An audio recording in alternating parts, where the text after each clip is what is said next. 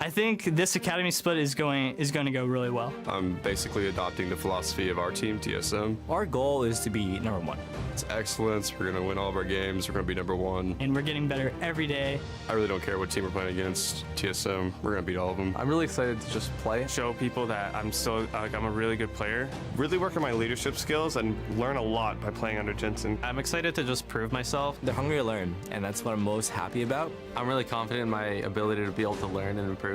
I'm a fast learner, and with time, I can be the best academy mid. We're probably just going to stop everybody.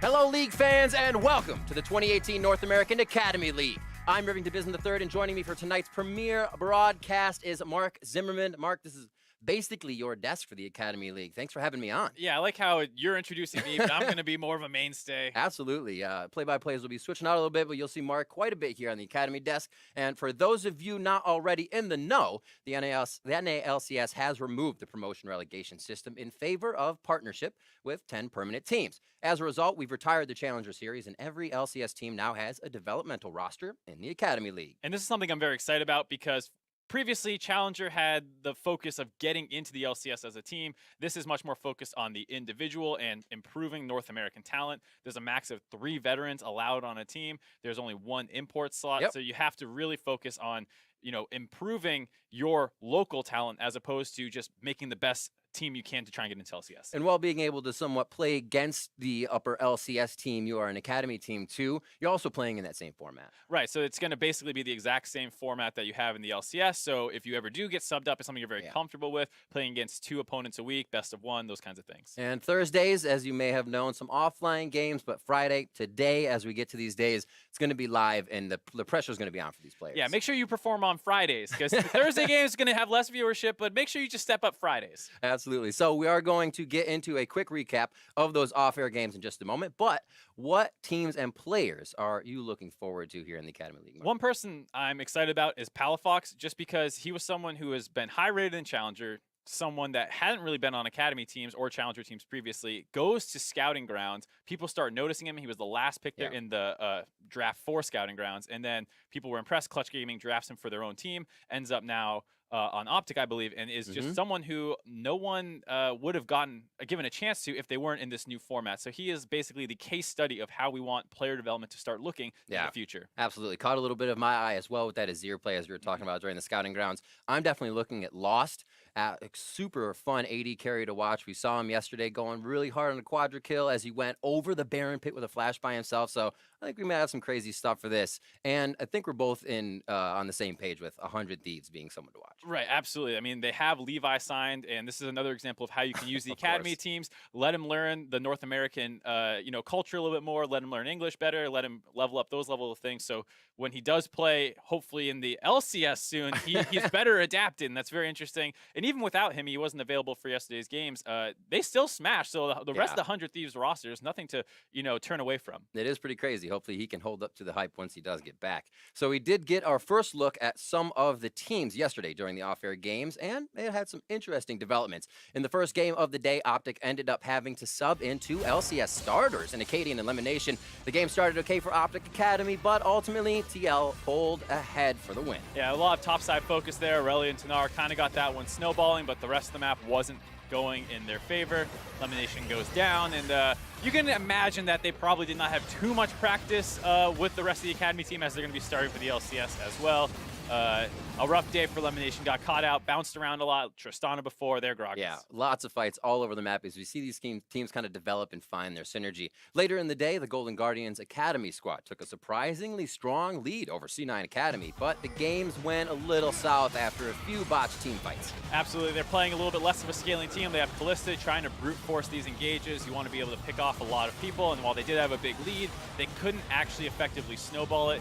Here you see Zazel able to block that ram engage. He's going to kind of give his life up so the rest of the team can get out. They end up finishing off. You see C9, Singe running away from the top lane. Shiro there, barely getting out, buying time so that they can turn things around later in the game like this. They find a good engage on the rest of Golden Guardians Academy. And things go south once you have a Tristana who's online, Nazir who's online. They're able to pick these guys apart. A lot of these late game dog piles, as the teams kind of muddle about towards that mid game, as we said, the development here is going to come out. Who's going to be the first shot caller, and then we'll see them taking the lead behind him. Yeah, this is one of those areas that you expect to see some of the academy teams struggling with. Those late game, how exactly do you close it out? And they clearly struggled a little bit there. Absolutely. So as we head into today's games, let's check out the current standings.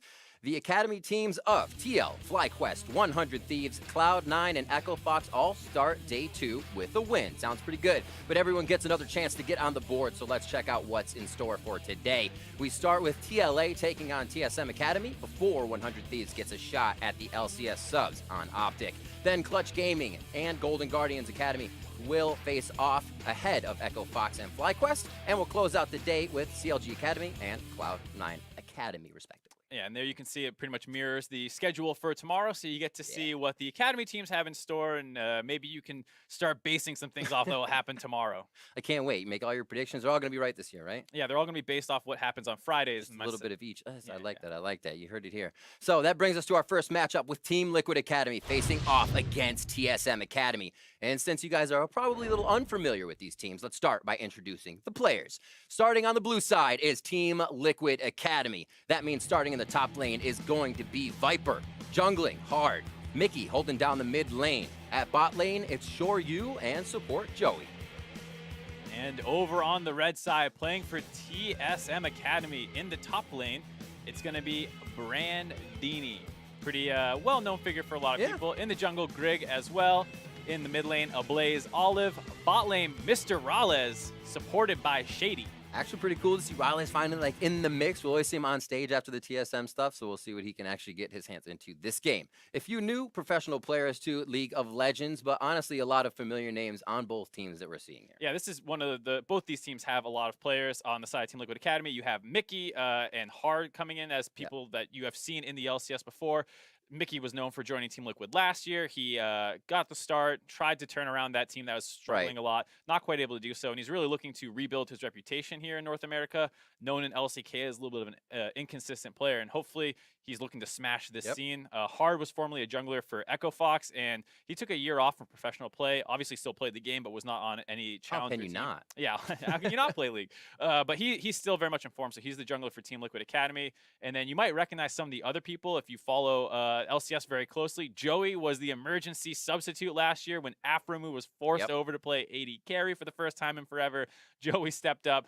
Didn't quite work out for them, but now he's got another shot here with Team Liquid Academy. A little bit better yesterday. Didn't die, so that's nice. Yeah, got obviously. that going for him. He's not just that. Don't judge it entirely based off that LCS game. And then the final two people around them out, Viper and Shoryu coming straight out of solo queue. Both these guys qualify for the scouting grounds, could have gone there, but declined the invitation, feeling confident that they were already well scouted. And that being the side of TLA. Now on the side of TSM Academy, we do have TSM Scouting Grounds draft pick Ablaze Love alongside 4 LCS veterans, which kind of has to feel pretty good. Right. I mean, TSM has Brandini and Griddick, who we were just talking about, having made stage appearances with Echo Fox previously when they were subbing out a lot of people. They also have Phoenix One support in Shady, who was playing the 3rd, 4th place match in spring, so he has a lot of experience. Mr. Rales has been seemingly on TSM for what feels like forever, but never really got into a game. Now finally going to be starting for the Academy team, and he's been in the scene a really long time. Has been on 17 teams since 2012. He's got the playbook. Now he just has to use that stack of sheets. He's been in a lot of situations compared to most of these guys. Figure out which ones are going to work now in the Academy League. So tough competition for these teams, but Shady is coming into this matchup with confidence. I know a few of the guys from Collegiate, and gonna crush them just like I would if I was still in Collegiate whenever I was at RMU. And the other LCS players, I mean, they're not on LCS anymore. They're on Academy now, so I doubt they're very good. A lot of strong talk, a lot of, even in the intro, crushing. We're going to crush this, we're going to crush that, but he definitely feels very confident about the upcoming games. Very confident. Started their season with a loss yesterday, so maybe not going 100% according to plan quite yet, but they're going to try and turn things around here. But like we said, very tough roster in Team Liquid Academy. Some of these other rosters, as we'll get into later in the day, have a lot more focus on newer players and developing them. And some of these guys are more looking at substitute options because you never know what's going to happen over the course of a season. All right, well, we in picks and bans now as we start off the North American Academy League for 2018. and we will see what TL Academy has for TSM Academy. Remember, there were some offline games today, and now we'll get these online ones for Friday. Yeah, and there's been a fair amount of games played on 8.1 across the globe, but this is the first time in North America we get a look at it on broadcast. So hopefully we'll be able to give you guys some insight on what has slowly become the meta. Kog'Maw, very strong AD carry. Orin in the top lane. Yep. There's the mid lane picks. Zoe and Azir are two people that no one wants to play with. Ezreal, also very strong. Camille in the top lane is seen as kind of the premier carry available up there right now, and there are a fair amount that people are playing. So we'll have to see if they kind of play to that style. Already get that Orin out. I believe 100% win rate for him in yesterday's offline games. People are figuring out that that's not something you want to put your top laner up against. Or even we've seen him at support in other leagues. Yeah, it's kind of positioned right now in support where a lot of strange things have shown up. Yeah. We've seen Alawi at some of the Chinese games in the Demacia Cup, I believe. And it's the kind of thing where you're like, is this really the meta we're heading towards right now? Is this happening? There's the Zoe ban, as you were talking about before. Ryze getting taken out, actually, by TLA. Mickey used that to great effect yesterday, as a Blaze Olive was also on that champion. And we'll have a final ban here from TSM Academy to see what TL Academy is focusing. Right. Mickey on Ryze makes a lot of sense. It's a champion that has a lot of individual playmaking and can also combo well with your team. Mickey kind of seen as the most experienced, best player on Team Liquid Academy, and he demonstrated that already, so take that away from him. A lot of this Tom Kench play as well, being next to that Kog'Maw, next to a Vayne even. If you don't have more shields, he gets taken out. And Azir has also been a nice fallback for a lot of the mid laners here in the Academy League. Yeah, it's generally seen across the world as one of the best picks in the mid lane right now. It doesn't have terrible matchups, has a couple it can kind of struggle with, but then it still has that insane scaling, works well with the new rune system, so a lot of people are very happy if they can grab the Azir pick. And like I said, Ezreal combos very well with Azir. It sets up a very long-range team comp, so TSM Academy is going to lock that one in. I'm already seeing TSM Academy's games yesterday with a bunch of refillable potions and biscuits. Now they're going to have 2 Klepto. These guys are like resource bound for each game so far. They love that inspiration tree. So Sejuani being picked up, and Riven locked in on the other side as that Blaze Olive pick is live for him. So TL Academy gets those 2 fast. Yeah, I mean, Viper was known for being a kind of a Riven one trick, I think is how he got his start. And on his first broadcast on the Academy League, he's going to pick a signature champ and kind of show what he's got. Going to go hard, going to go strong. I mean, he sees the Gangplank up there, so if he does go in that level 1, he can dominate the lane. And we do see a Malzahar getting picked up against that Azir in the mid lane. Right, that's what I was saying is one of those picks that it can do well into the Azir. You can get a lot of gank setup, try and hold him down, stop Azir from getting to that late game. A lot of good setup, as well as being able to deal with the push relatively easily, because you don't have to stay up there the whole time. You can drop Voidlings and the Malefic Visions, and it's not so bad.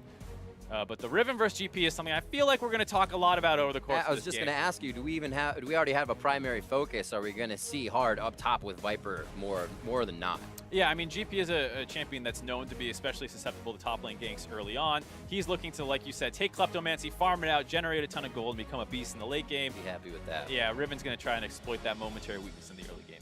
So the ADs, once again, get a little hit. There is the Callista and a jungler, as that was foregone by TSM Academy here in the first 3 picks in the first phase. Yep, not too much of a surprise. Kind of continuing the meta from what we last saw at Worlds and things like that. J4 and Sejuani tend to make up the 2 most meta champions that you can take in the jungle position. TLA grabs Sejuani, deny the other one, and hopefully you generate an advantage there. See what they do decide. Jungle, or Grig actually was pressured pretty hard yesterday in their game, a reason why TSM Academy was falling a bit behind. So maybe rounding out the team, giving something that he can then support the rest of them with as they go through. Janna and Zach picked up, as why not pinch Grig out if he hasn't already picked it. Yeah, I mean, Zach was something we saw a lot of that other people were playing, and it kind of forces you into the more aggressive junglers where you start seeing things more like Kha'Zix. And if Grig is struggling right now to get his footing, if you put him on one of these more volatile jungle champions, if he's going to fall behind, it can be really tough to play them from that position. A little bit of tower destruction here picked up by TL Academy if they do need to start moving forward with an advantage. We're going to have a Riven split pushing on the side lane if she gets big. It would be quite nice to have that acceleration in another lane. Looks like it'll just be Taric first. Still need that AD carry in this round. Yep, Taric is one of the champions you see live in the bot lane. It is much more focused on Relic Shield champions, so you see a lot of Braum, Tom Kench, which is already banned out. Relic bot lane. Here, yeah. So fun. Alistars, get used to seeing a lot of beefy guys down the bot lane. Taric is locked in. A lot of team fight potential with him, and decent laning phase. Works well with the overheal and things like that, because he can provide that. That's great. And of course, they're going to bring in Tristana as well, like you're saying. So now TSM Academy wondering how do we work around the Cosmic Radiance, at least towards the late game if we're not in the lead. What's another pick that could help us do that and round out the team?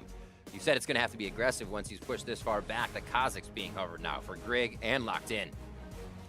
And that is going to round out the team comp. They have a lot of burst potential, which can be nice if you're trying to pick people off before Terra can get that big team fight all down. Malzahar and Kazakhs can combo together, be a bit of a nightmare for enemy mid laners. So we'll have to see if they can target that Azir, stop the scaling.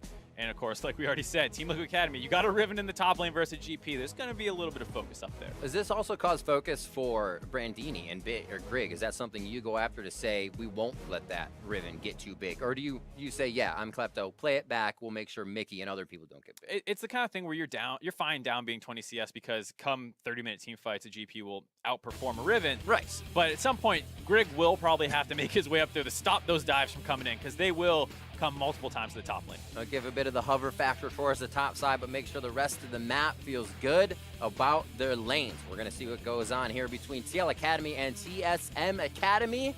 A little morale preview, if you will, of what might happen tomorrow in the NALCS. Who could win and bolster their upper brother team? We are going to be in and on to the Rift, and we'll see how everybody starts this one off. First game of the Academy League. Excited to see how this all goes. And I actually like that Mr. Rawless ended up on this Ezreal pick as well. I think what a lot of people would say is the signature champion or signature player for TSM Academy, Mr. Rawless, getting the best, arguably, AD carry in the meta right now. And Mickey, the primary focus for Team Liquid Academy, getting Azir, kind of the other OP mid laner. So it's very fun to see that both teams kind of got to their strengths. Broken Wings, just a little clip there as Viper takes some damage. He gets out nice and easy. And it looks like the line of scrimmage stands very safe for both teams here. Nobody's going to try to get too hard of an invade, even for the wards, to start things off. There's the refillable potions again for TSM to start things off. That looks pretty normal on the side of Team Liquid Academy. Yeah, and the thing that you always do nowadays is count those stopwatches. Oh, I think we got 7 here, if I can see that correctly. all the time. Yep, a little minion dematerializer there for Blaze Love. Or Olive, rather. A Blaze Olive. A Blaze. Well, I love olives, so it might happen a few times. Your favorite player now in the We got to series. put them on each finger. It's a good food, fun. And hopefully his play also is fun here. Malzahar, not too explosive. We'll have to see if he does get the flash plays in as we are off and running here on your Friday for 2018 NA Academy League. And it starts off, both teams trying to get a little bit of aggression to start off the laning phase so you can have a bit of advantage. Blaze Olive was the guy who received a ton of hype in the scouting grounds, didn't actually perform super well, and he was the first overall pick of the scouting grounds draft before later going, I think, something like 5th overall to TSM in the actual draft. So he is someone who, despite only having a little bit of time in the Challenger Series, is fairly well known in the community and a very respected player here. And going to get tested early on versus Mickey, of LCK veteran. Just going to say that you can see that veteran prowess pushing the lane in already a very early too, as Blaze Olive wasn't even able to get those minions down. And Shoryu and Joey trying to get their lane pushed up as well. Level 2s in the bot lane. Pretty equal, so no damage there. You see already a Blaze Olive having to deal with what happens when you kind of lose this push to his ear. He can harass you into the turret relatively safely. And that's why it's tough for Malzahar for a little bit, because he does usually have to wait until he can get that ultimate unlocked. Right. He becomes this huge threat to flash ult you and pin you down, combo with the jungler. And until that point, it can be a little less threatening. Little dazzle trade on the bot side as Shady still trying to get that brush control. He pays for it with a bit of his health here. As a small way of stacking up for Shoryu and Joey in the bottom, but doesn't look like he'll be able to do too much with it. No, not quite yet. So far, TLA has had the advantage of pushing lanes in the bot and mid lane. Top also going in their favor a little bit. But not too much action just yet. What do we expect to kind of see here? If you know you have that Riven top, if you know you have Mickey that's going to be winning mid, what is TSM Academy's kind of idea of that early game after they farm up Ezreal and Gangplank? I mean, people always talk about how difficult it is to play with a bunch of lanes that are losing in the push. It's hard for a jungler to get on the other side of the river. You usually have to worry about more vision control. And with Grig pushed onto this Kazakhs, his primary focus should be trying to assist one of the lanes, get them out from underneath this kind of pressure that they have right now. And so if he can turn a gank in the mid lane, even if you don't get the kill, if you can force the flash out, Mickey can no longer be shoved up all the way to the turret, harassing the Malzahar under there. So you want to find a way to influence one of these matchups, not necessarily get a kill, but to buy your team some space to start winning the pushes themselves. Few minions dematerialized here for Blaze Olive. He can start pushing slightly better as top lane gets ganked here. Brandini pushed up a little too far. Flash still held here as he sees Greg coming around the right side. If he can make it up towards the brush, maybe deny some vision, but the power of Greg already coming into lane is enough to thwart that gank. A well played by Brandini there, doesn't lose any summoners. Yeah. Eats the gank. Now Viper getting a little bit caught out. Okay, for himself holds his flash as well, and a little back and forth in the top lane as both junglers now on the map. We'll see if this adds a little flavor to the bottom side for him. And exactly what you were saying in Champs, like one of the options Greg has is not necessarily to win the gank in the top side, but hover around there. So if that gank does come, you can make sure it doesn't turn out too bad. Brandini knew he had the backup, didn't panic, didn't flash, waited for him to show up, and then they're actually able to turn that and kind of win that HP trade. Shady just flexing. Gets Unbreakable up and doing a nice job. Knows they had a bit of the minion wave in their favor and uses that to possibly get the back there. They are recalling. We'll see what they come back to lane with. A lot of movement on the side of TSM Academy. If you look at the map, it looks like they're going to refresh themselves and head back for, like you said, that long laning phase.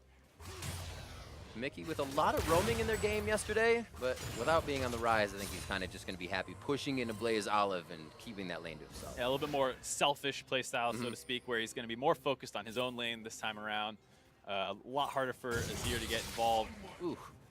But plenty annoying in his own right. He's trying to keep the Malzahar pinned down. Kind of just defeats your purpose of being, I can farm in Malefic Visions and push you up. It's a position you don't even want to be in. Can't even get the wards out on either side here. Knows there's jungle presence to the bottom, so that keeps him somewhat safe, but still very dark in terms of fog of war for TSM Academy towards that mid lane. And there you see one of the new runes, the Zombie Ward. It's a very interesting mastery. Rune. I saw a stat that was talking about some LCK games where there was something like 3,000 something wards that were placed, and about, whoa! 5-finger Fumblerooski.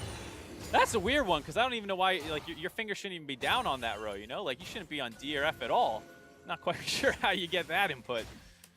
That's tough, though, because we were talking about how important it is for Malzahar at 6 to kind of get that flash engaged down. You just took a 5-minute window out of your potential power plays here. That's a bit of a disaster for TSM Academy. I mean, and look at the movement it already gives Team Liquid Academy. They move in, oh, we can clear these wards. There's no mid-gank threat at all, and it just opens up so much immediately. Yeah, it's actually one of those things where you think, oh, I just lost my flash, no big deal, I'll be fine. But in competitive You'd game, like to say that to yourself. Yeah, you say that to yourself. You say it in solo queue, but in a competitive game where you are drafted as the counter pick, as a potential power point on the map, that is a big loss. Right in front of Mickey, too. So it's not even like there's yeah, you're not in base. A guess about it. Oh, man. So Mickey's going to come back, know they can go hard, probably call even a level 5, almost 6 hard down. He is kind of power farming on the bottom side here to get that for himself. And things could have gone a little scary. The back coming in from a Blaze Olive, and we'll see how he can hold down that mid lane. Long swords for Viper as he keeps returning to lane. He knows there's really just kill potential, possibility if Brandini messes up, and that's what he's looking for. Yep, and with the fact that there's now no flash mid, like you're saying, it's very easy for an Azir to break off that spell shield from Malzahar to set up that gank. So now Hard suddenly has what should be a very difficult to gank lane, suddenly becomes much easier. It's a bit scary now that he has 2 very good options to go for in top and mid lane. Blue buff transfer over as Greg starts to hover down towards the bottom side. He wants to kind of protect the Blaze Olive here. Nice try. Yeah, not bad. Slightly a blind hit. They have a small ward, zombie just above. Yeah, to get back to my point real quick about those zombie wards. Yeah, there's 3,000 something wards placed in the week 1 of LCK, and you can do you can account for almost all of them as green wards through trinkets, trackers, sightstones, these kinds of things. But you end up with about 800-ish wards left over, which means that about 20% of the wards could have been zombie wards. There's a couple other ways you can get these kind of wards down, but it's a shockingly high number for how much extra vision can come in through these zombie wards. I wish I had the specific numbers. I didn't copy the tweet down directly, but it was very surprising to hear that the number got up that high. We'll see how many zombie wards can be raised this year. Zombie army. Might just be an epidemic. Whoa! Got that stopwatch down. Does he buy enough time for himself? A few more attacks. First blood coming in for Mickey as he keeps going strong in the mid lane. Greg just short on the retribution kill, but still gets it for a Blaze Olive. Mickey decides doesn't need hard at all, goes for the solo kill himself. A nice stopwatch to keep himself from getting a Zersec back away from the turret, buys enough time for Greg to get the cleanup kill. And you get to see a little bit there why stopwatch is so highly valued these days by almost everyone in the game. It can be thought of as almost like a third summoner spell. You know, it has a really long cooldown the entire game, basically, but it can turn around situations like that and keep them from being just solo kills or dives. We'll see this here one more time. A Blaze Olive remembering he had that stopwatch. Keep himself alive for just a moment. Actually, a good trade, being down all lane and getting an assist out of this. Doesn't hurt. No blue buff. He's able to try to ult Mickey to stop the Azirsec. Does kind of throw off the timing enough so that way with the Malzahar suppression ends, he can do his stopwatch to stop the Azirsec. Grig not quite able to get there in time, but it does show the defensive capabilities of a stopwatch that they were almost able to turn that one around completely. Also gets Greg pushed down to this Kha'Zix, a kill from that mid lane, possibly spreading that around, giving a little bit of love to the rest of the solo lanes. Brandini doing pretty well for himself, 86 to 82, so really no reason to really bring attention up there at this point. It's not going exactly how you would want as a Team Liquid Academy fan. You want that Riven to get much more of a snowball going, and Brandini's going to be doing a great job farming up. Probably has a big gold lead just off the fact that you get that Kleptomancy there. You're going to see about 500 gold difference just off his own Q passive and things. Oh, hello. Mid lane. Blaze Olive getting hit. Flash just coming back up for himself, not able to use it. And he goes down once he gets back to lane. Greg, however, able to come back into lane once again. A double kill, however, goes to a Blaze Olive from the grave. That's what's the best about Malzahar. It doesn't matter if you die first, just drop your dots, your damage over times, and watch those kills come in. It's taking a very interesting turn. A 2-2-0 lane now to a 2-2-1 of instant back-to-back ganks coming from both junglers. Hard and Mickey go down in that. We'll see it again in a second. But this opens up the Windrake. Going over Cloud now for TSM Academy. Yep, jungler goes down on the side of Team Liquid Academy. That feels pretty safe to go and start off this Cloud Drake. Going to be able to utilize that, get that move speed going, help move around, hopefully catch that Riven in the late game when she goes full split push mode. And a pretty crazy skirmish in the mid lane to kick all that off. We'll see it here again. So Mickey already went hard. Looks like a Blaze Olive just wanted to ward, but got more and liked it. Yeah, he had no spell shield up, made it very easy for Hard to engage on him, but Mickey goes a little deep under the turret, makes him pretty susceptible to the turret shots and GP ult that comes down, and Griggs also there playing cleanup. Surprising how quickly they dropped from all that. It is a great point. Brandini picking up a little bit out of that as well for having a kind of laid back lane. It must feel good to just get a little bit of extra food on the table for himself. Now about a 2,000 gold lead coming in for TSM Academy. A good start from what was a loss yesterday and kind of not having a mid, not having that top lane go well for them. Well, they start off with some kills that could make potential for a solid. Definitely you're kind of seeing, as they try and get aggressive on Mr. Rala, it's not quite able to find anything. You're seeing how the win conditions are already kind of warping for both teams. The Riven pick is not completely online. It will have pressure on the GP for a substantial amount of time. It's not like the GP suddenly starts easily winning these 1v1s, but as the 5v5 start happening more often, GP is much more powerful in those situations. And the fact that he's not been held down at all, he's farming away just fine. Looks like he's in for a monster game. Already has his ninja toppies. Care a little bit less about that damage Riven or Viper can put through on this Riven pick. As his Death Dance is ready. We'll see what they decide to do on the bottom side of the map. A little bit of a push in from Mr. Raleigh and Shady. We haven't seen too much action from that bot lane after the early game. A little Shurima shuffle from Mickey, and he gets stopped. Kind of slapped in the back of the bird head there. With Malefic Visions and some null. Blaze Olive saying, "Get off me!" Once he misses that, Gray's a lot of damage back. Gonna get control of the lane now with that. Both people down ultimates though, so both of them losing a fair bit of kill threat. Ooh. Bastion down, but everything in defense here for the bot side. Good damage and lane control going on to Joey here. almost going down for his first death of the Academy League. TSM Academy in that bot lane is starting to gain a bit more control. Yep, able to get that heal out for basically nothing, just a trade of ultimates as well. Meanwhile, with that pressure from the mid lane, TSM's jungle mid duo went up and stole the blue buff away from TLA Academy. So slowly, all over the map, TSM's starting to get these small advantages. Drake is already theirs. Rift Herald might be a thing, but might even open them up to Team Liquid Academy having a way back into that gold lead that TSM Academy has currently. Yeah, all summoners up in that mid lane now. Something you definitely want to be scared of, putting yourself in a pit versus the Riven. This is very true. Yeah, GP doesn't have the easiest time getting over the wall. So we'll see if TSM goes for the Rift Herald, or maybe they win another skirmish in the mid lane. Feel a little safer to go for it. It is a situation where now that that flash is back up, Mickey still does not have a QSS. Sometimes you do see opponents really prioritize that in the mid lane here, going to finish that Nashor's Tooth. So saying he feels pretty confident in the matchup, not particularly scared, but with that flash available now, he does have to start playing a little back. Playing the correct side there, he has vision on the left side, knows that's safe, runs up there to avoid the potential of Grig. And you see these spooky ghosts coming out from the Frost Queen's claim, a pretty popular item in the mid lane. I believe Grig was seen a little bit. He knew Hard was down here, as you're saying. Spooky Ghost trailed down, one trailed up to take on Mickey. And now Grig is obviously seen here as they start denying a few wards, setting up what could be next. A Blaze Olive a little bit more powerful now. Grig feeling better about his power and that they can zero somebody out here. Yeah, with that pressure that they had in the bot lane, looks like they're trying to get vision control down this bot side, start setting up one of these big multi-man roams. Malzahar can be extremely powerful in those kinds of situations where you just lock someone down under the turret, can't mess around with any stopwatches, can't get their flash out, and it makes the turret dive substantially easier to go off. TLA has a lot of pressure on them now with how much control there seems to be around the mid-jungle. Clearing out some wards top and bot. Pressure stays in their favor. Minute 40 onto Ocean as Mickey looks to get his first roam on. He'll find the Pixel Brush pink. It's great. There used to be a brush that everybody walked around. Now people are walking through it. That was exciting. painful back in the day when you saw the walking straight through there, ignoring the ward, continuing on their roam, and it's like, no, they see you every step of the way. You think to yourself, didn't they hear, didn't they listen, didn't they notice? But next time it's again, same thing.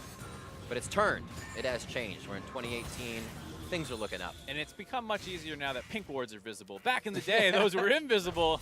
That's true, you're like, I walked through this and may not see it anyways. Here, this was placed and just taken down. It is a hard life to be a ward on this bot side red for TLA. It looks like they're gonna be placing more from TSM Academy's side as well. They're really gonna be focusing these Drakes. They feel good in the lane, why not get extra resources on top of that? That's just all they're about.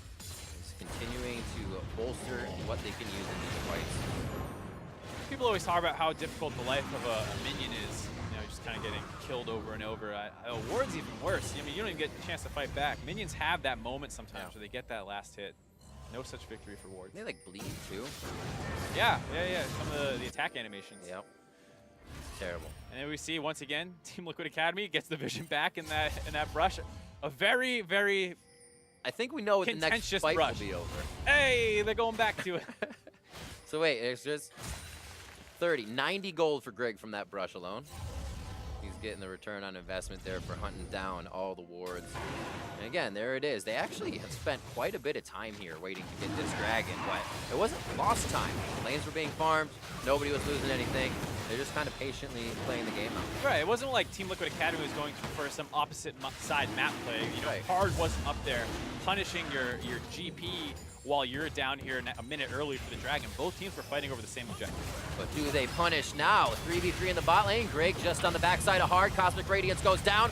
Shady with a bit of the focus here as Mr. Raleigh is able to get out. Oh, here's Viper. Gets on the minion that was down the line. And they're able to wipe down Raleigh's. There's the stopwatch from Grig. He's going to get popped in just a second. Assure you. Picks up a kill for himself. What a TP in. Really nice play out of Team Liquid Academy there, reading that TSM wanted to go bottom after that dragon take. Hard is already in position, cuts off Grig from getting in, and we talk about how powerful that Cosmic Radiance is in an all-in situation. Joey gets that one off at a pretty critical time, allowing Team Liquid Academy to start winning that fight, and then Viper teleports in. really cementing the victory in the bot lane. Things were so good. And TS kind of like TSM, we were saying they're happy with what they're getting, and they said, you know what, we got Dragon. Now we can actually push bot, and TLA was ready. And you can see that already Grig is still not in range as this fight has already kicked off. Cosmic Radius comes in, teleport on the minion that was pushed up, able to come in behind. Mr. Rawless has already blown a lot of his escapes to stay alive at that point. Makes it very easy for Viper to get involved here. Unfortunately, doesn't grab any of the kills, but they do leave the solo gold from the turret, so it feels not too bad. And if you're GP all of a sudden, you're like, what happened? My lane opponent got huge out of nowhere. Exactly. It's a little bit more for Riven as well when you get that. Like, GP gets the 2 assists earlier from firing Cannon Barrage. Riven gets 2, and you're like, oh, well, there goes everything now if that happened. Yeah, the 650 solo gold on the turret doesn't feel too good either. But overall, I mean, GP's still up 10 CS as well as the bonus gold generation. Can't be too upset about that. But Team Liquid Academy does find, I believe it was the first turret of the game that got traded out up on the top side. Yep, they're able to swap it now. We'll see a bit of a match here from Shoryu as they stop Mickey from hacking. Good use of the Spooky Ghost. Almost every time it's up here, Blaze Olive is kind of giving vision or obviously saving himself. It's a very interesting development that comes into the mid lane with champions who want some kind of setup. And it's great for, oh, hold on. Ooh! Not much more to say on that one. That's why a lot of people were interested in the Blaze Olive. Mickey goes in, doesn't find the Shurima shuffle. Blaze Olive shows the less mechanical punish of pressing R on the opponent. Oh, Shoryu says, let's do this. Flashes forward, the Bastion on, and the Dazzle. And they catch a Blaze Olive off guard. Grig here, rinse and repeat. I'm just being a little late, but he doesn't get the same result as last time and walks away without a kill. Turrets are dropping, game's getting a little bit crazy here. Mickey goes for a solo Q play of just trying to kill the enemy mid laner, gets punished for it. A Blaze Olive feeling good after getting that kill, stays a little bit too long in the lane and gets punished by Team Liquid Academy's bot lane. That's one way you're like, nobody's rotating. It's too much of a muddle right now, and bam. This is 0 for 3 maybe? One was a stopwatch, so you can't blame him on that one, but a Blaze Olive has been looking for those. And it's tough for Mickey because you saw Tarek was kind of on the side in the river. He felt like he had a lot of backup, but just whiffed it. Nice flash by Blaze Olive. Now with no flash, though, very susceptible to getting ganked. Shoryu flashes forward with the Tarek W on him, which extends that stun range, allowing them to CC him up and get that kill. He was even backing up. He's like, I don't like this. He's still, that's when people say, like, he flashed on me. Yeah, well, be ready for flash range. Yeah, you that's just still a used thing. your flash. They communicated that, so now you know you're a little bit more vulnerable. Still a thing. 5-4, 21 minutes in as we're starting to get a little more action on the table. And, Blaze Olive with having a pretty rough early game. Kept himself right in line with Mickey. A little bit of help from Grig there. And top lane Brandini has been doing well to stave off Viper.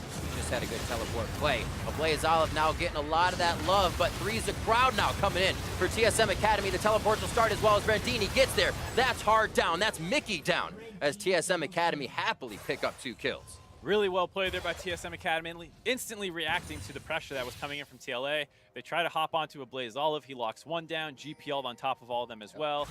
The Shurima Shuffle trying to zone out the rest of TSM from getting in there, but not quite able to do so. Grig finds his way in. We'll take another look at this. They know that they're hovering up around there. They've been on the wards, and Blaze Olive knows that he has backup. You see Shady coming in trying to help, Grig coming in as well. We even have the TP finishing by Brandini. Viper shows up, but it's already too late. I love that. I think Blaze Olive knew he was going down in that situation. He's like, here we go, guys. I'm going to be first.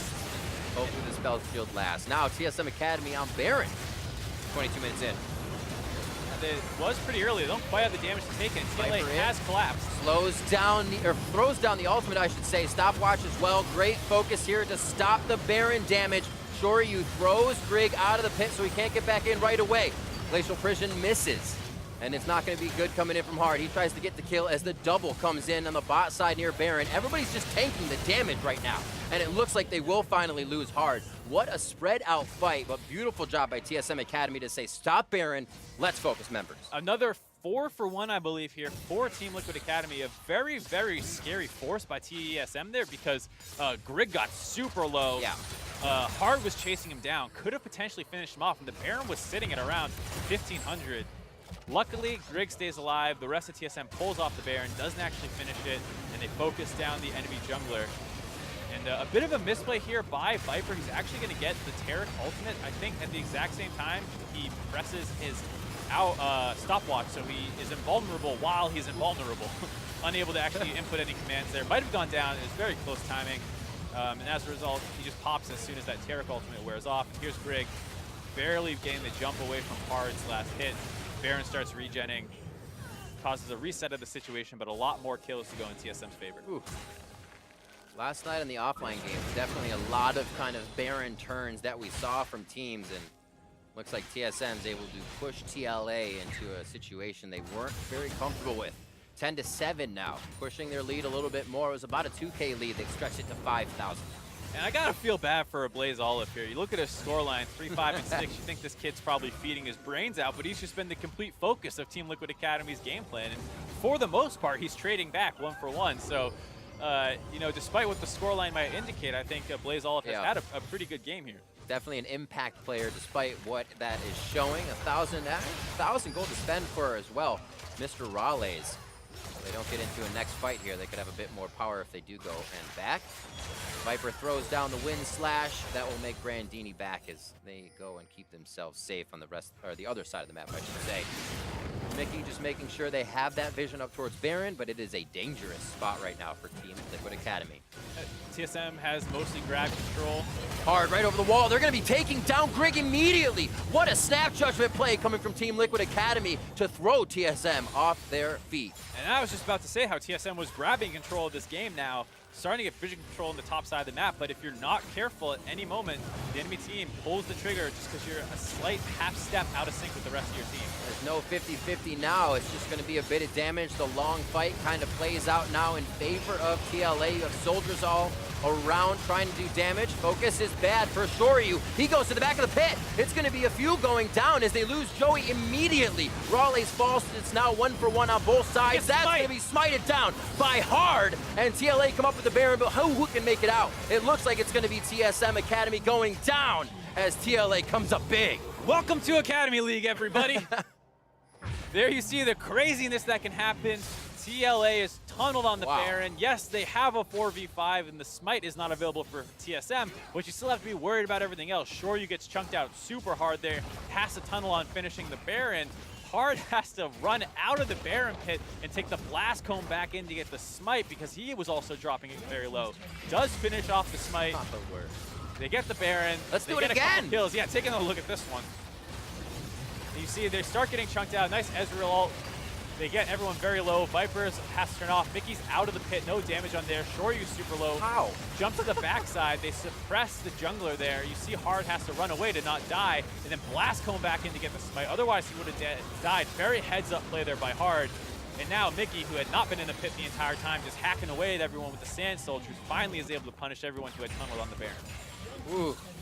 I was just saying the extended fights are fine for soldiers. They're great for a tank or Viper to keep shielding and running around. And Mickey with quite a bit of damage in that one. But what kind of microing in and out with 100 HP for TLA to keep themselves alive? It definitely made TSM take a few too many steps they didn't. Yeah, I mean, you have to give a credit to them for kind of min-maxing that fight. Shoryu jumping to the back of the pit just to stay alive. Ooh, Hard. Oh, Viper comes in with the flash. Wind slash just missing on the back heels of Grig. And now Raleigh is forced out of this one. It's one after the other as Team Liquid Academy pulls the trigger for themselves.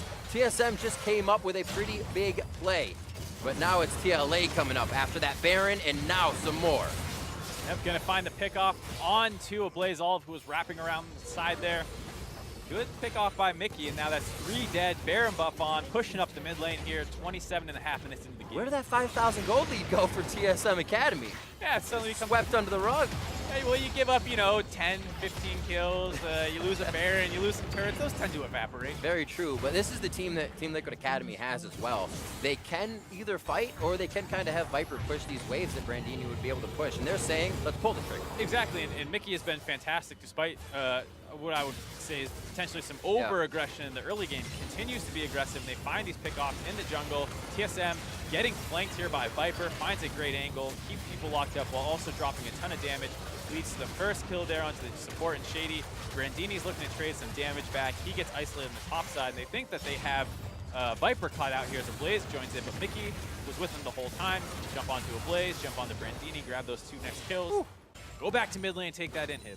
That situation's tough to see as well for TSM Academy because you're like, oh, one guy made it out. They used all the CC. Then they still have enough for number 2. He's got a flash shot. And they still have enough for the tanky number 3 to finally take him down. And this is one of the things that you kind of struggle with as a younger team. You know, a lot of these guys, well, they have been in the LCS for a long time. They don't quite have as much experience as... What are you considering? Right, exactly. And playing from behind can be difficult. You just lost that Baron buff. You're losing vision control, and you get caught out in your own jungle. Whereas, you know, a lot of experienced teams know to stay more under their turrets, make sure that they, you know, you're going to lose some objectives versus a Baron buff enemy, but don't give up the kills. And it's something that you see there, TSM Academy struggling to execute on. Mickey looking to get over the wall. Quick bastion from Joey would keep himself alive. Joey now down 2. Unfortunately, everybody falls, it seems, within an entire season. 15-2 here on the scoreboard as Viper now sticking to that split push, and it looks like they're going to try to work that 1-4. Very impressive out of Viper to not win the early game but maintain relevance as a Ribbon. That's one of the big things you have to worry about is when things don't go right. Can you continue to play this champion? Showing he understands his one trick. Pretty interesting build path as well. People have cut out the Tiamat that have become so critical as a part of Riven combos and all the animation canceling that can come with it. No longer actually used at all really amongst top Riven players. Particular choice or reason? Just item efficiency. I think that you can get better stats with other things. Often you relied on it to help with your combos as well as sustain you because the lifesteal that you got from Ravenous Hydra. Now you see people incorporating more deaths and dances. It kind of helps you already with that. Cooldown reduction factoring in as well, something that was lacking on Tiamat. So just as the meta shifted, items became more and more powerful. They have shied away more from that item. Death Dance is one of those items that is like a Riven. I mean, you dance around death the entire time, taking a little bit less damage over, not less, but that damage over the initial burst. Getting out, there's an early Cosmic Radiance. We'll see if TSM Academy wants this. Glacial Fisher just missing, did not think that would take down a Blaze Olive, and he gets thwarted right through the entire team. Not what you want to see. 4v5 basically as Viper was up in the top side there. Brindini was stuck more in the mid lane. That does not work out well. They don't have much wave clear here on TSM Academy, and it's going to be very difficult to force TLA out of this situation. You know, we talked about what would happen once they could get up the turrets, having Mickey throw those soldiers forward. Viper on another side, and Shoryu just absolutely demolishing these turrets with the rest of the squad behind him. See, Bastion is on him, as well as that Knight's Vow to keep him protected. This is going to be the inhibitor turret going down along with Shady. They leave the inhibitor turret. They say, let's pick up the kills. And there's another one coming through. Great inhibitor takedown by Viper on the other side of the map as they're keeping a lot of things on their plate as Team Liquid Academy multitask their way inside TSMA's base. Blaze Olive respawns, tries to finish off Mickey. Does get the final kill, and with that, might be a little hard for TLA to actually end the game here. They're getting forced out of base, but it is triple inhibs down. There's Demolish on the turret, almost ticked up. That'll refresh down. They're going to use that fully to start things off. 2 dead on each side. They still have to be careful. The Viper can pressure a little bit with that Guardian Angel. Whoa, Raleigh easily get that kill, but he would lose his life for it. I guess it will not be 3 inhibitors down. Actually, they're won't. going to be forced out of there. And with that, the base is in shambles, but still alive, not getting those double super creeps. And we'll take another look at that dive. That worked out so well for TLA. You see a nice engage, getting that stun there by Hard. It is on the support, but at this point you're just looking for cleanup kills. It allows them to continue snowballing now that that frontliner's down. They pick up Grig as well. Have to be a little careful as you see Mr. Raleigh doing a ton of damage here. A little deep by Mickey, right as a Blaze Olive respawn. So with that kind of move speed from coming back alive, able to get in range, finish him off. And once the Fed Azir is down, kind of hard to end the game. You gotta watch out after that point. Get a little too close to the fountain, and TLA gets themselves back into a nice spot to push once again. Really liking, it's been around for a long time, but Hard and Joey on the Tarek and Sejuani, you get the Arctic Assault in, you're guaranteed the dazzle, and they've just, even the tankiest people on team TSM Academy, there we go, haven't been able to avoid it. And it's great because it does free up Viper to take, you know, that more aggressive pick. You have your tankiness already solved kind of with the jungle support position. So it works very well together as a team comp. Final point about the Riven thing, doesn't actually have the death stance here, just noticed, but a lot more lethality is the other thing that they go for. You're right. just the amount of flat damage you can get from that is seen as superior to the kind of animation reset that you can get. My eyes deceive me. I was confused as well. I had to turn around, look at the bigger version of the game to be like, wait a minute, he doesn't even have it, does he? Oh yeah, him and Draki. Almost 20 kills now for TLA. We're starting to get a good mass of those on the scoreboard. 14 for TSM Academy. They want 5 more here as Team Liquid enters into the base, and they start with the inhibitors.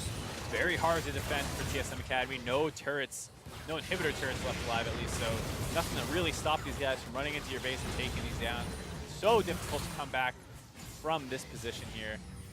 They grab the mid one, they rotate around the safe way outside, looking like they want to grab that bot inhibitor now as well. The idea of fighting in the base is so weird if you actually think about it. You would feel safer there, but your opponent actually gets more room to run around rather than being in a lane side to side. You don't have the initiation, you can't find a way in. The AD carry gets to the back really fast. Team Liquid Academy doing that quite well here as they are in and out. Spell immune on the Glacial Prison. They're gonna like that. Gets the ultimate back on, and they get hard out. He goes down. No! Cosmic Radiance comes down first. They're able to stay alive, but very disjointed now on the side of Team Liquid Academy as TSM Academy is staving off this fight. 1 for 1 to start things off. Bit of a flubbed engage there. Hard does land the ultimate, but like says on the spell shield, and there was no backline threat, so they're basically able to absorb that trade back onto Hard. He's forced out of the fight right away. Does have the Warmogs taking up. You see how quickly Sejuani's heal with that item. Back up to full, but it is a 4v4, and he did lose that his ear. I'm gonna say, Shady, no real reason to block anything on the front line right now. But they're looking to get that concussive blows. Winter's Bite, what a cooldown for a Blaze Olive. Another ultimate coming in. They're gonna have to wait on that. You can already see how fast it's cooling down on the right side of the screen there. 3/4 to go. Only 1 kill picked up for TSM Academy. They did lose both Nexus turrets during that defense of the 3rd inhib. A good, strong defense, but still have a lot of work to go to climb their way all the way back into that game. A bit of a misstep there by Team Liquid Academy. Getting too far forward with their tanks. Viper wasn't involved in the fight, providing any real threat, and they were able to kite that one out. TSM Academy does have Mr. Ralles now really coming online. Does have 3 items completed, 4 items. And he was hit pretty hard in that team fight. It would have been nicer if TSM could have won it a little harder to hopefully push back a little further on the map, but you see them now trying to get control of their jungle as Baron is back on the map. So much crowd control. They're worried about the Radiance, waiting for, Cosmic Radiance and the Dazzle, I meant to say. It's hard for TSM Academy to kind of choose that in for the fight. Yeah, you see how low Hard gets, and if you're a Kha'Zix player, you're like, yeah, I want to reset through the whole fight, but you know that Cosmic Radiance is coming down. It's not that easy, or easier said than done, I should say. But right now, Team Liquid Academy poised and set up as they wait for Joey to trot down the lane. It looks like they'll keep Viper on that bottom side as Baron is up right now, but no real reason to give TSM Academy that way back into the game. Yeah, we see them focus much more around this mid lane. A little surprising to see that. They have the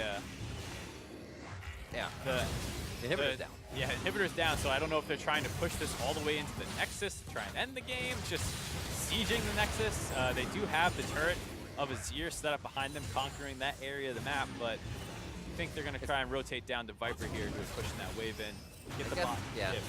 As you said, with the Nexus turrets down, they just feel kind of comfortable doing it a little unorthodox and saying, we'll create a wall of people, help Viper, but it's not actually working. They're kind of stalemating themselves here on the outside of the base. Top wave is slowly pushing out when they have an inhibitor they could be fighting over and pressuring TSM Academy there. Yeah, you think this is a situation where you'd rather see TLA set up around Baron, leave Viper down the bot lane with that teleport, get that split push going, threaten that inhibitor by himself while the rest of the team gets the objective. Looks like they figured it out. Starting to go to that setup. Oh, yeah. That's worked pretty well, huh? That worm's alive. It's a lot harder to stop a split pusher when the other 5 aren't grouped up in the mid lane. A lot of breadcrumb wards throughout the jungle. They can trail whatever is coming in behind them, and now Viper becomes much stronger in that side lane to do whatever he wants. Solo, and the rest of the team will be back. TSM Academy has to be ready here. They're going to get what they can before they're confined to their base again. Yep, 38 minutes in the game, you take Baron extremely quickly. With Nazir and Tristana, they melt that one down before TSM has any chance to get out of their own base. TSM grabbing what little gold is presented to them before they make what is their 3rd last stand The big booms coming in from the AD carries now from the bot lane. 17 to 18. Finally, 18's pretty much around. Greg just a few levels down, but has that 3rd level of his ultimate. Himself nice and beefed up in fights. Coming up on 40 minutes. That 20 kill mark was hit by TLA. I'm looking to get a few more here. Possibly TSM trying to answer back. Quickly cleansed out of that, gets himself to safety with his Mercurial Scimitar, and it looks like they'll be ready again for the fight. Yeah, but not too bad for TSM Academy there. They get the flashes out of Joey and Shoryu. Do lose some ultimates for doing it. Blaze Olive also loses his flash, but it does make it much more dangerous for TLA to push up here. Oh. Is it? Didn't throw down the ultimate just yet. Gets a key burst and a bit of extra damage coming in from Viper as he lets his minions push in. Squeezes over to mid lane to make sure the team can have help from him. Shady still trying to stay on the front line, finding any initiation, but now there's GAs. There's Quicksilver sashes coming in through items, and it's hard to find that in. Shady put the shield up and does what he can to stop the damage. Yeah, Mickey was splitting up in the top lane there. He actually finished off the top inhibitor himself while the rest of TLA was focused down the bot lane. They get that one as well. Looking like for the slow grind out here as there's all 3 inhibitors down there. They're very slow. I think the minions are doing more damage to the Nexus that's been done by any of the champions so far. All the way pushed up. You saw TSM Academy trying to ping back and say they are on our Nexus. Cosmic Radiance comes down as Viper is the first one in, and he's resurrecting from the Guardian Angel. Shady falls, and that's going to be a Blaze Olive as well going down. The Nexus in the eyes of Team Liquid Academy, and they will go 2-0 to start off their Academy league. Great first week for Team Liquid Academy there, taking down what a lot of people think to be a very strong Academy team in TSM. A lot of big names there, and they did it in a pretty convincing fashion. Won the early game a little bit, started losing control in the mid game before coming back at the very end there. A lot of the timing there we saw from both teams pretty back and forth in the early game. Once it said Team Liquid Academy was kind of able to take the lead. They knew what they wanted to do, but as we've seen a lot, couldn't end it right away. Yeah, and there was a understandable problem that they're running into there where the enemy team does have some threats and they are playing it pretty well.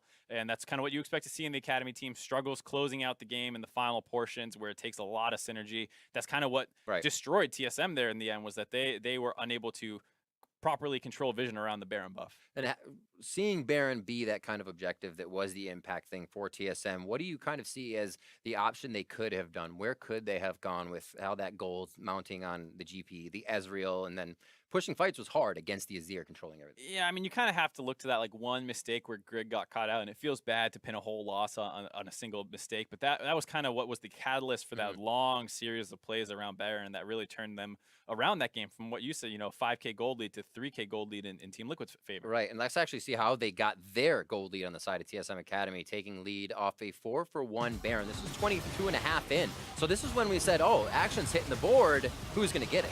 Yeah, and this is where you see after Grig got picked off, he's still respawning. Mickey's outside the fight, pushing in. He's focusing down there, pushes more people into the pit. There's all this fight all over the place, but it does leave Mr. Rallas isolated. They finish him off, and they don't actually stop the Baron. Like we already highlighted, Hart has that excellent blast cone to get back in the pit to secure the smite. Mickey and Viper are the two people that finish that fight off, and all 3 carries end up living through that fight, as even Shoryu didn't go down despite how low he got as well. All those guys in the back of the pit playing that super well. And then obviously the answer, go back to Baron, why not? We'll try it again, mistake. Team Liquid Academy answer with a 4-2 Baron. A fight 3 minutes later. So they didn't even wait. They said, let's go back in, we don't need summoners. Yeah, it's very risky here. You see, this is where Viper kind of does not actually execute on this. Ends up going down with his stopwatch there right as he kind of goes invulnerable. Kind of CCs himself, dies right away to Mr. Rallas. And then after that, it's pretty easy for the rest of TSM to clean up. They're kind of funneling in one by one. Hard shows up late, does start getting some cleanup kills, but can't actually find the last hit onto Grig. Barely able to stay alive. The rest of TSM shows up to protect him. Mickey's still alive, so they can't go back to the Baron, but they did pick up a number of kills off the back of it. It was those fights kind of make you think what is going to continue happening in this game, because it looked bad for Blaze Olive, and then Grig helped him in the early game, and then they were kind of able to pull it back for Team Liquid Academy. And speaking of Grig as well, we kind of said don't want to pin it all on him, and not. He was pushed down all the way to Kha'Zix in the jungle, and TSM kind of allowed that to happen. He had a rough day yesterday and still performed on that Kha'Zix a bit, just wasn't able to get through the beef in the late game. Yeah, he had a pretty good early game, all things considered. Was able to find some kills with all that mid lane action that was going on. Covered top side when there was pressure up there. So I think, you know, Greg had a pretty good performance overall, but just had that one critical mistake. Right. That's all it is. It's got to look always. So we're going into the final fight now, looking at what happened here. TSM, Team Liquid was continuously pushing that bot lane, but were flustered in the beginning. They said a little mid, a little bot, and then finally got themselves together. Yeah, once you have triple inhibs down, no Nexus turrets, you kind of feel free to go in and make a play. Yeah. There you say right away, Viper flashing in, instantly starting this fight off and winning it for his team. Lots of GAs getting popped there, but Team Liquid Academy is so far ahead at that point. You just need to find a fight because there's no longer any turrets backing up the side of TSM. All right, Mark. So you play against Team Liquid Academy. You're saying we need to do some picks and bans. What do you kind of look at for a team? If you look at Mickey, do you look at the jungle? What do you kind of see as a real powerhouse for these guys? I mean, Mickey is obviously a force to be reckoned with here. Had a great game 1, great game 2, despite getting a little over aggressive at points. But you've only seen 2 things out of him so far, both very meta in the Rise and the Zir. Right. So how many resources are you really willing to throw at this guy, and is he even going to impact his performance? Because, you know, we've seen some players like Bjergsen in the NALCS, you throw 6 bans at him, he goes on his 7th champion and destroys you. Could be a similar story with Mickey. All right, we will have to see. We are headed for a break right now, but when we come back, the Academy squads of 100 Thieves and Optic face off. Does he buy enough time for himself? A few more attacks. First blood coming in for Mickey. And he goes down once he gets back to lane. Greg, however, able to come back into lane once again. The double kill, however, goes to a Blaze Olive. He tries to get the kill as the double comes in on the bot side near Baron. Everybody's just tanking the damage right now. And it looks like they will finally lose hard. Raleigh's false. It's now 1-for-1 on both sides. That's going to be smited down by Hard. And TLA come up with the Baron, but who can make it out? It looks like it's going to be TSM Academy going down. They leave the inhibitor turret. They say, let's pick up the kills. And there's another one coming through. Great inhibitor takedown by Viper on the other side of the map as they're keeping a lot of things on their plate. Cosmic Radiance comes down as Viper is the first one in, and he's resurrecting from the Guardian Angel. Shady falls, and that's going to be a Blaze Olive as well going down. The Nexus in the eyes of Team Liquid Academy.